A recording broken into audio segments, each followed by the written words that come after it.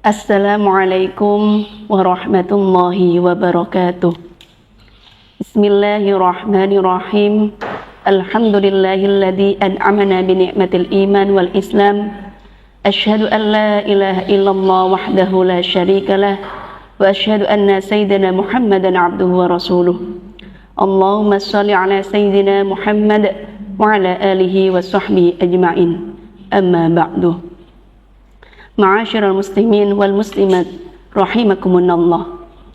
Semoga kita senantiasa mendapatkan hidayah, rahmat dan inayah dari Allah Subhanahu wa taala, dan senantiasa kita menjadi umat baginda Rasulullah sallallahu alaihi wasallam yang selalu mendapatkan syafaat beliau baik di dunia maupun di akhirat kelak.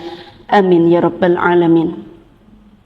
Alhamdulillah, kita sudah memasuki bulan Ramadan, bulan yang penuh dengan berkah dan rahmat. Keberkahan tersebut tentu karena di dalamnya ada perintah puasa yang diwajibkan kepada umat Islam. Untuk mendapatkan keberkahan, tentu kita harus menjalankan puasa dengan penuh ikhlas, dengan niat karena Allah, tidak sekedar menahan makan dan minum.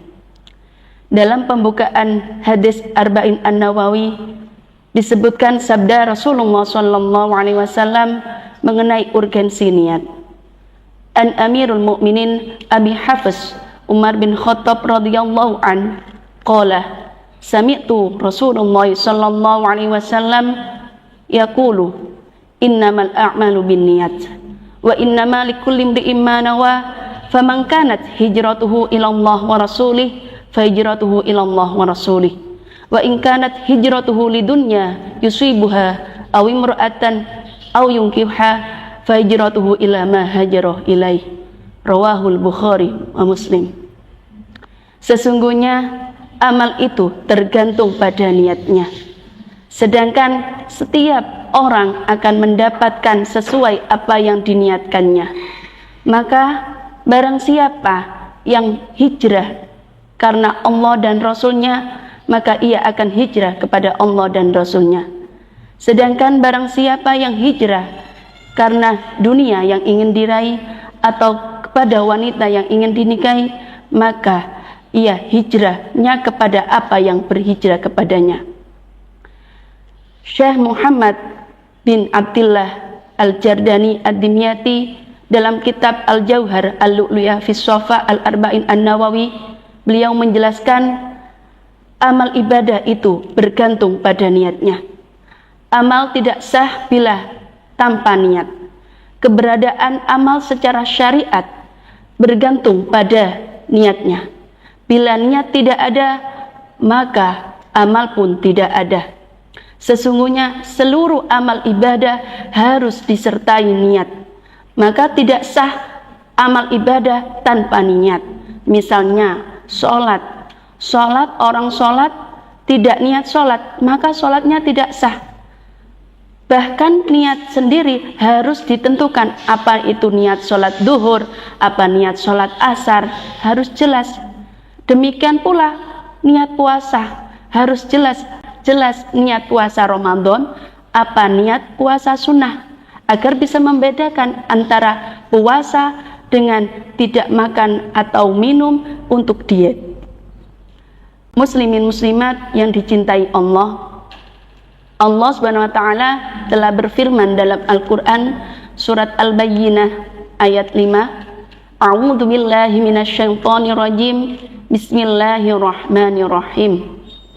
Wa ma umiru illa liya'budullaha mukhlishina lahuddin hunafa'a wa yuqimus sholata wa yu'tuz zakata wa dzalika dinul qayyimah.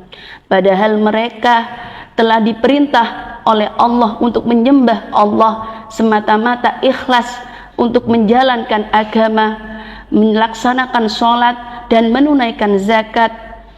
Demikian itulah agama yang lurus. Orang yang ikhlas semata-mata karena Allah, Allah akan menerima ibadahnya. Sedangkan orang yang tidak ikhlas, maka Allah tidak akan menerima amal ibadahnya sekalipun amal itu sah secara fikih. Ikhlas memang tidak mudah, tetapi ikhlas menjadi syarat diterimanya amal.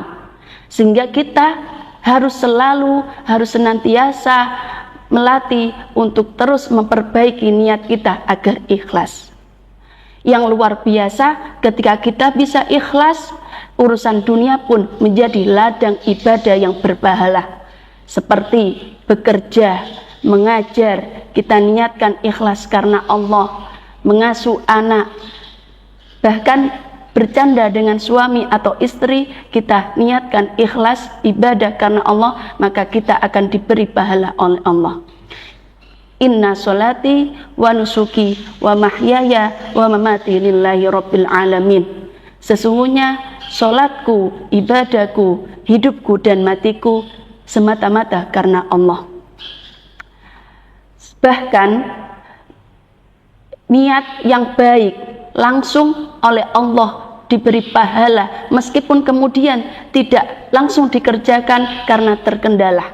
Dalam hadis qudsi disebutkan, jika hambaku berniat mengerjakan kebaikan, maka aku menuliskan baginya satu kebaikan, walaupun tidak dikerjakan. Jika itu sudah dikerjakan, maka aku tuliskan 10 kebaikan. Ma'asyiral muslimin wal muslimat rahimakumullah. Dengan demikian kesimpulan dari hadis yang pertama tentang urgensi niat, kita bisa mengambil pelajaran, yaitu mendasari segenap aktivitas yang bernilai taqarrub, dari mulai bangun tidur sampai tidur kembali, niat ikhlas karena Allah. Mengevaluasi keikhlasan amal setiap hari. Agar ibadah tidak menjadi sekedar formalitas, maka niat perlu diperbarui dengan penuh kesadaran. Meyakini bahwa amal akan bernilai dahsyat jika berbasis niat. Membersihkan segenap niat dari motif duniawi. Mengingat pentingnya niat terlebih di bulan Ramadan ini, mari jadikan momentum bulan Ramadan yang suci ini, yang penuh berkah dan rahmat ini, dengan berlomba-lomba memperbarui niat, beramal baik dengan niat karena Allah, ikhlas karena Allah, agar semua yang kita lakukan dinilai pahala dilipat gandakan oleh Allah. Wallahul muwafiq ila aqwamit thoriq. Semoga bermanfaat bagi kita semua. Wassalamualaikum warahmatullahi wabarakatuh.